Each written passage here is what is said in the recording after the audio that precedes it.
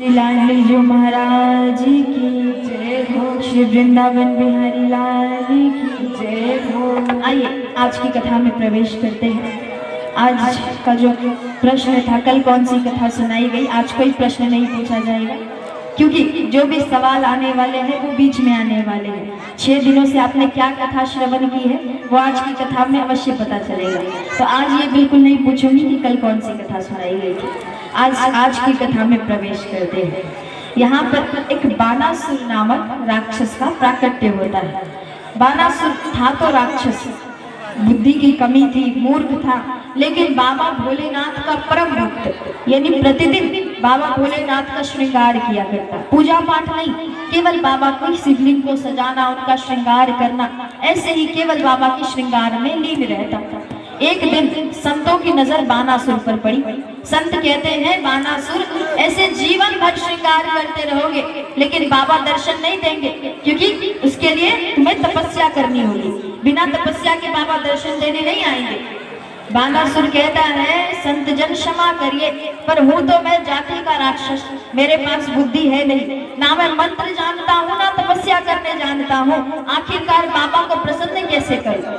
संत एक मंत्र देते हैं, कहते हैं, बानासुर इस मंत्र का सच्चे हृदय से जाप करो, बाबा तुम्हें अवश्य दर्शन देने आएंगे। बानासुर उस मंत्र को लेकर बैठ गया है, हजारों वर्षों तक तपस्या करता है, तब जाकर भोलेनाथ दर्शन देने आए। कहते हैं, बोलो बानासुर क्या चाहिए। देखिए, बानासुर आखिरकार राक्षस जाति का ही था, बुद्धि नहीं थी। अब मांगने भी है तो कुछ अच्छा चीज नहीं मांग रहा। भोलेनाथ से कहता है, बाबा अगर कुछ देना है तो मुझे 1000 हाथ दे दीजिए, क्योंकि इन 2 हाथों से जब मैं आपका श्रृंगार करने बैठता हूँ तो सुबह से शाम हो जाती है, रात हो जाती है, लेकिन श्रृंगार पूरा नहीं होता। मुझे 1000 हाथ दे दीजिए जिससे मेरे काम जल्दी जल्दी हो।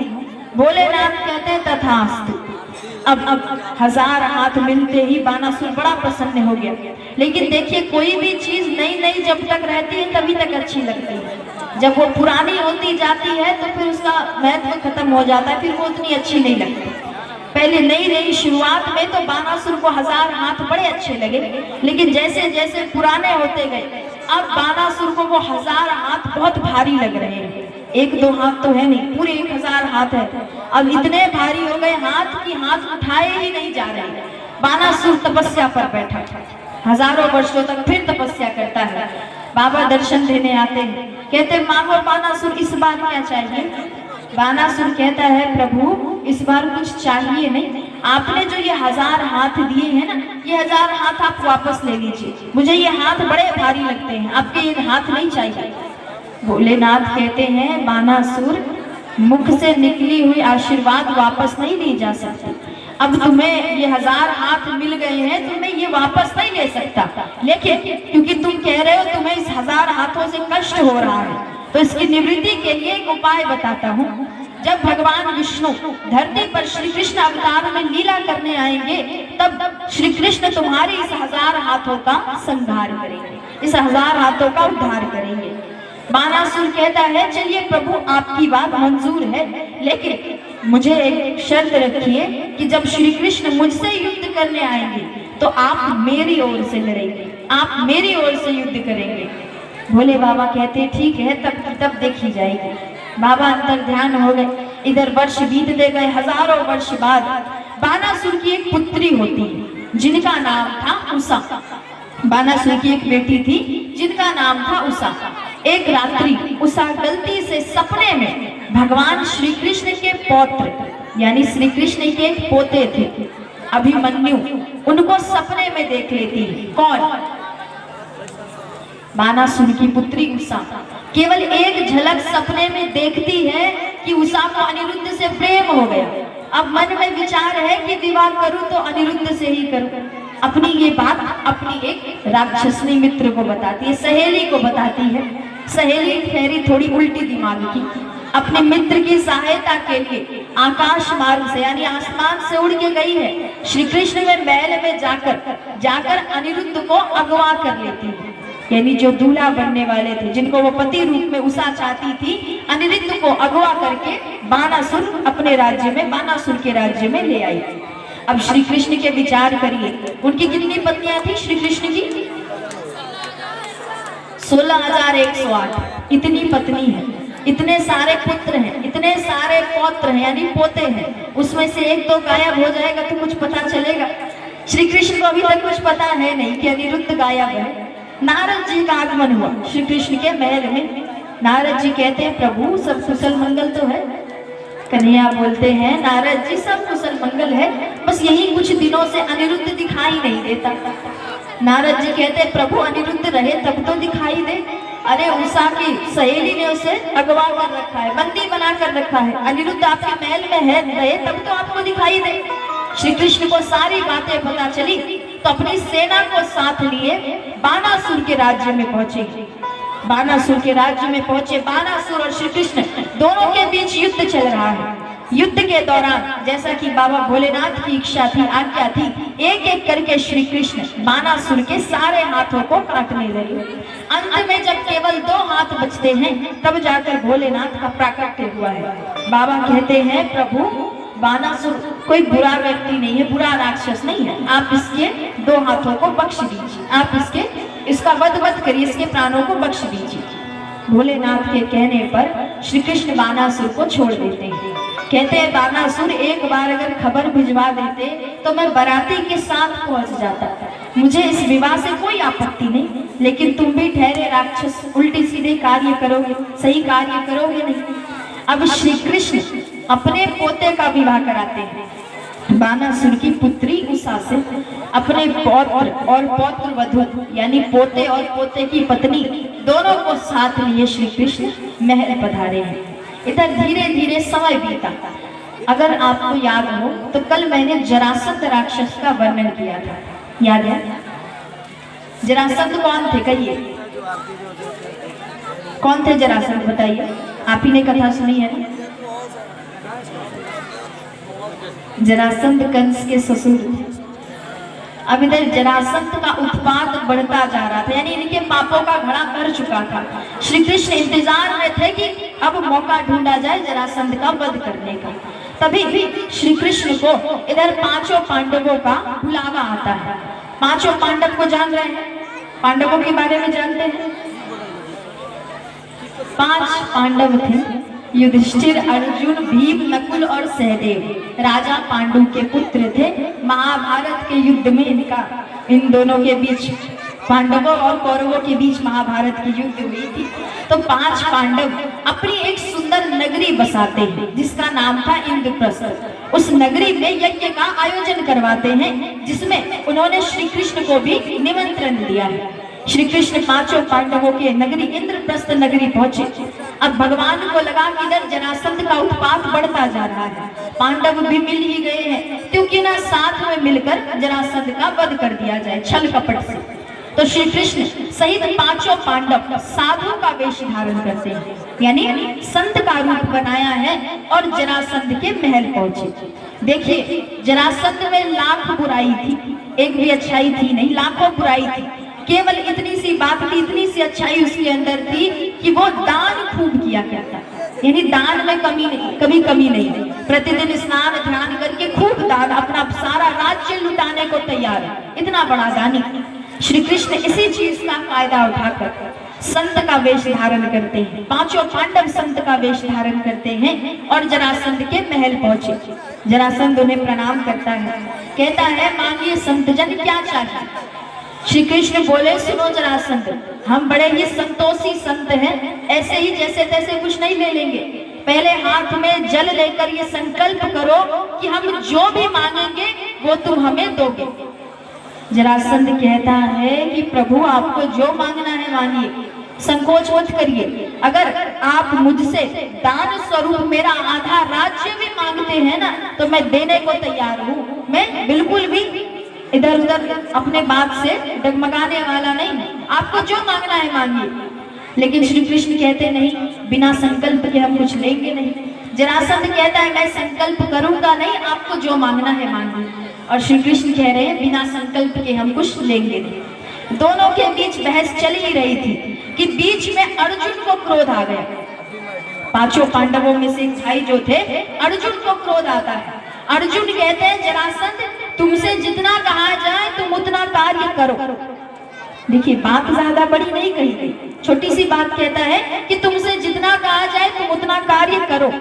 लेकिन अर्जुन जो ये हाथ उठाते हैं, अर्जुन हाथ उठाकर गलती कर देते हैं, क्योंकि अर्जुन यहाँ आए हैं संत का रूप धारण करके, और अर्जुन के हाथ पर कुछ ऐसे निशान हैं जिससे पता चलता है कि वो संत नहीं है। देखिए पहले के समय में 4 वर्ण बनाए गए थे, कोई जाति पाति नहीं, केवल 4 वर्ण, ब्राह्मण, क्षत्रिय, वैश्य, शूद्र। तो जो ब्राह्मण हुआ करते थे उनका कार्य होता था पूजा पाठ यज्ञ इत्यादि करवाना। जो क्षत्रिय होते थे, जितने भी राजा थे सब के सब क्षत्रिय थे, उनका कार्य होता लड़ाई झगड़ा, युद्ध करना, तलवार चलाना, धनुष चलाना, ये कठोर कार्य, जितने भी कठोर काम होते थे सब क्षत्रिय करते थे। अर्जुन क्या थे? क्षत्रिय थे। तो जब जितने भी क्षत्रिय थे सब धनुष चलाया करते, और धनुष पर डोरी चढ़ानी पड़ती थी। उस डोरी को चढ़ाने के क्रम में उनके अंगूठे पर निशान बन जाया करता, क्योंकि बार बार डोरी चढ़ाते और एक जगह पर जब बार बार रगड़ पड़ती है तो वहां निशान बन जाता है। तो जितने भी क्षत्रिय होते, राजपूत होते, सबके अंगूठे पर एक निशान बन जाया करता, जिससे ये पहचान था कि ये क्षत्रिय है, ये युद्ध करते हैं। अब अर्जुन यहाँ साधु का वेश धारण करके आए हैं, हाथ उठाया तो उनके हाथों पर वो निशान दिख गया। और जरासंध भी क्योंकि क्षत्रिय है तो वो समझ गए कि ये संत नहीं है, क्योंकि ये ब्राह्मण नहीं है, क्योंकि ब्राह्मण युद्ध करते नहीं थे। जरासंध कहता है सच सच कहो तुम हो कौन, क्योंकि तुम्हारे हाथों पर क्षत्रिय के निशान है, तुम संत तो हो नहीं सकते। अर्जुन के वजह से सबको असली स्वरूप में आना पड़ा। जरासंध कहता है जहाँ छल कपट की बात आए, मुझे तो पहले ही समझ जाना चाहिए कि ये सब श्री कृष्ण का कार्य हो सकता है। भगवान कहते हैं चलो जरासंध ज्यादा मस्का मत मारो, मक्खन मत लगाओ, हमें तुमसे युद्ध करना है। जरासंध कहता है युद्ध करना है, अच्छा तुम 6 लोगों में से, तुम जितने भी 5 पांडव और 1 श्री कृष्ण, तुम 6 लोगों में से अगर युद्ध करने लायक मुझे कोई लगता है तो वो भीम है। 5 पांडवों में से एक भाई भीम, जिनके अंदर 1000 हाथियों के समान बल था, 1-2 नहीं, कुल 1000 हाथियों को मिलाकर जितनी शक्ति होती है वो अकेले एक भीमसेन के अंदर था। जरासंध कहता है मुझे अगर ऐसा लगता है कि कोई 2-4 मिनट मेरे सामने टिक सकेगा तो वो भीमसेन है, तो मैं भीमसेन से युद्ध करूंगा, अन्यथा तुम लोग मेरे सामने ज्यादा देर टिक नहीं पाओगे। श्री कृष्ण बोले ठीक है, तुम भीमसेन के साथ ही युद्ध करो। अब जरासंध और भीमसेन दोनों में मल्लयुद्ध प्रारंभ हुआ है। मल्लयुद्ध जैसे अखाड़े में होता है, मुक्के से, लात से प्रहार, इसी प्रकार का अखाड़े जैसा मल्लयुद्ध हो रहा है हाथ पैरों से। जरासंध और भीमसेन के बीच युद्ध चलता गया। पहले दिन की युद्ध समाप्त होती है, पहले दिन की लड़ाई खत्म हुई, क्योंकि युद्ध के नियम थे। सूरज उगने के साथ लड़ाई शुरू, सूर्य अस्त के समय लड़ाई बंद। रात भर दोनों योद्धा आराम करते और फिर अगले दिन से युद्ध प्रारंभ होता। रात्रि के समय जब भीमसेन आराम कर रहे थे, श्री कृष्ण उनके पास पहुंचे, जाकर कहते हैं भीमसेन सुनो, कल युद्ध के दौरान मैं तुम्हें कुछ इशारे करूंगा, तुम उस इशारे को समझना और ध्यान से देखना। भीमसेन मान गए। अगले दिन की युद्ध प्रारंभ हुई, दोनों के बीच युद्ध चल रहा है। अब भीमसेन युद्ध में इतने लीन हो गए हैं कि वो श्री कृष्ण के द्वारा बताई गई बात भूल गए कि मुझे असल में करना क्या था। भगवान को लगा कि ऐसे तो आज का भी दिन बीत जाएगा, जरासंध का वध नहीं हो पाएगा। तो श्री कृष्ण क्या करते हैं कि बच्चों की तरह, बच्चों की भांति जब भीमसेन जरासंध को मारे, यानी एक लात मारे, घुसा मारे, जब जरासंध को भीमसेन मारे तब भगवान श्री कृष्ण उछल उछल कर ताली बजाते, बच्चों के जैसे कि वाह भीमसेन क्या दाव मारा है, क्या दाव खेला है। जब श्री कृष्ण ऐसे अजीब हरकतें करते हैं तो भीमसेन को लगा कि आज कन्हैया को हुआ क्या है। नजर पड़ी श्री कृष्ण पर, श्री कृष्ण तुरंत नीचे से एक लकड़ी उठाते हैं, उस लकड़ी को बीचों बीच चीर दिया। भीम बस इतना ही इशारा देखता है और आगे मुड़ गया। युद्ध के क्रम में युद्ध करते हुए जरासंध के एक पैर पर अपना एक पैर रखते हैं और दूसरे पैर को पकड़कर बीचों बीच जरासंध को चीर दिया। लेकिन जरासंध का वध नहीं होता, जरासंध की मृत्यु नहीं होती। वो जो दोनों टुकड़े थे, भीमसेन बीच से चीरते ये तो सही किया, लेकिन दोनों टुकड़ों को आमने सामने रख दिया, बीच से चीरे गए टुकड़ों को आमने सामने रख दिया, जिससे पुनः दोनों टुकड़े आपस में जुट जाते हैं। जैसे लोहे को देखकर चुंबक चिपक जाता है ना, वैसे दोनों टुकड़े आपस में चिपक गए और पुनः जरासंध जीवित हो गया।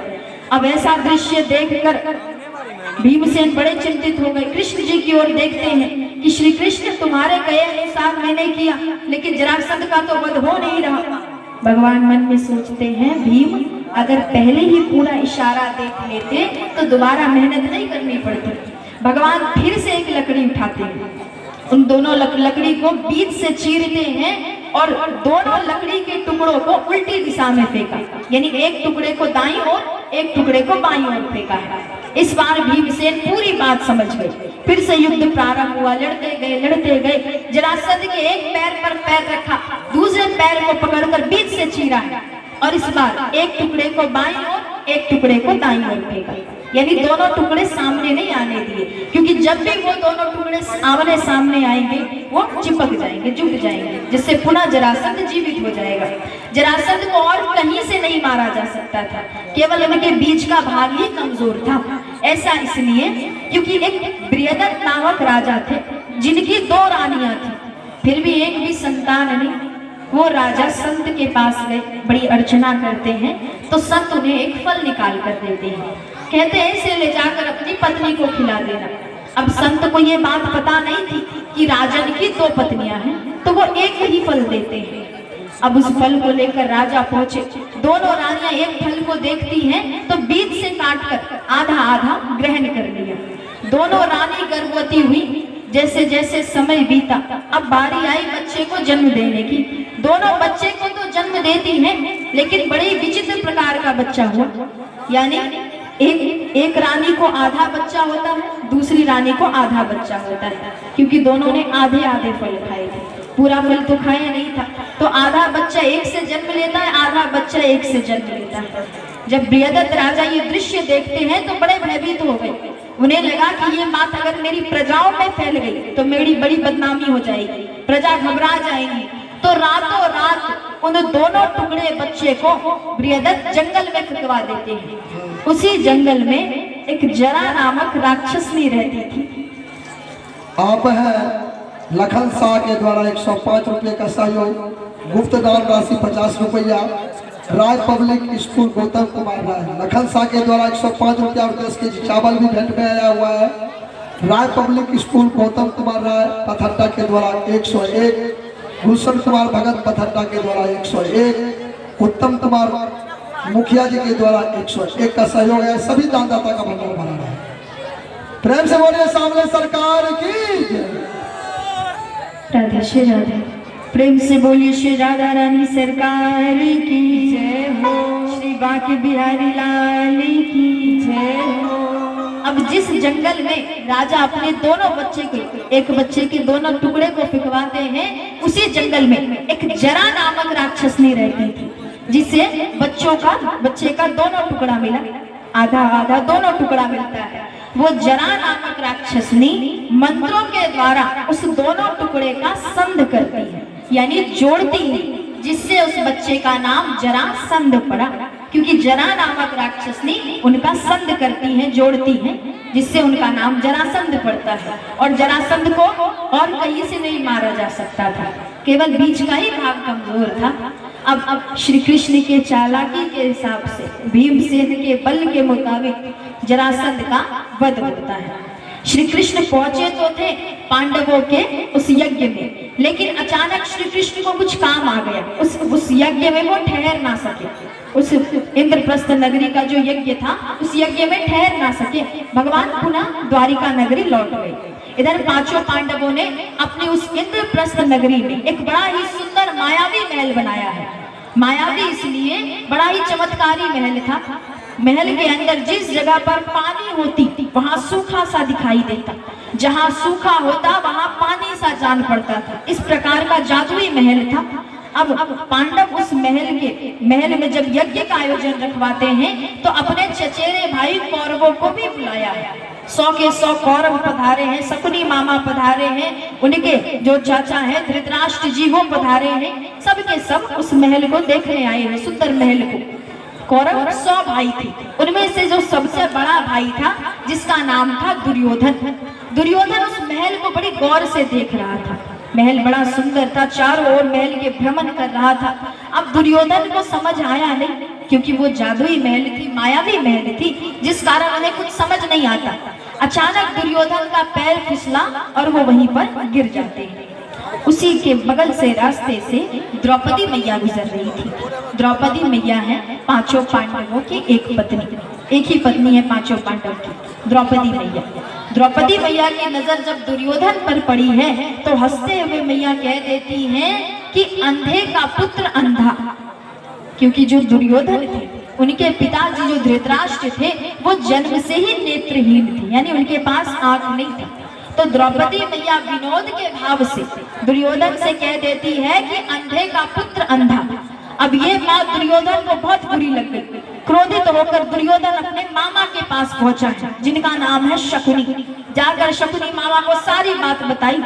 शकुनी मामा कहते हैं, अरे भांजे चिंता मत करो, इस द्रौपदी को जो महल का घमंड हुआ है, ऐश्वर्य का घमंड हुआ है, इसके घमंड को हम छल से तोड़ेंगे। अब यज्ञ का सारी चीजों का कार्यक्रम होता है, सब समाप्त हुआ तो जितने कौरव थे शकुनी मामा सब के सब पांडवों को कौड़ियों के खेल के लिए, यानी जुए के खेल के लिए प्रोत्साहित करते हैं। कहते हैं एक बार हमारे साथ जुए का खेल खेलो, एक बार इस खेल पर बैठो, बड़ा लाभ होगा। देखिए कहा जाता है ये जो शकुनी मामा थे ना, ये दहेज में आए थे, और हमारे शास्त्र के मुताबिक दहेज में ऐसी 2 चीजें आई हैं जिनके वजह से केवल विनाश और विनाश ही हुआ है।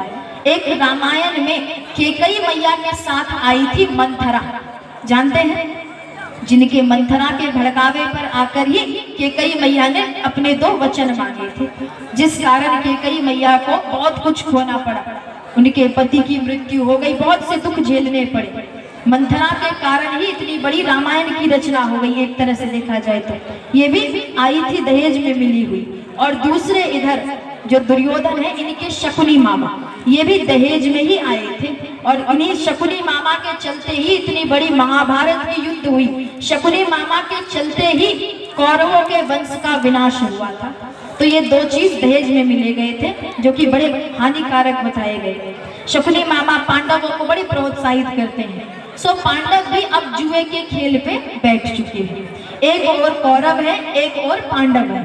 जुए का खेल प्रारंभ हो गया है, और शकुनी मामा से अच्छा इस जुए के खेल को कोई नहीं खेल सकता। कहा जाता है कि शकुनी मामा के इशारे पर सभी पासे नृत्य करते थे। कुछ देर कौरव शकुनी मामा जानबूझकर पांडवों को जीतने देते हैं, जिससे कि उनका लालच बढ़ता जाए। अब धीरे धीरे पांडव जुए में धीरे धीरे हारना प्रारंभ करते हैं। पहले अपना धन हारते हैं, फिर नगरी हारते हैं, इंद्रप्रस्थ महल हारते हैं, अपने गहने जेवर संपत्ति ऐश्वर्य सब कुछ हार गए। यहाँ तक कि पांचों पांडव स्वयं को भी दांव पर लगाते हैं और स्वयं को भी जुए में हार गए।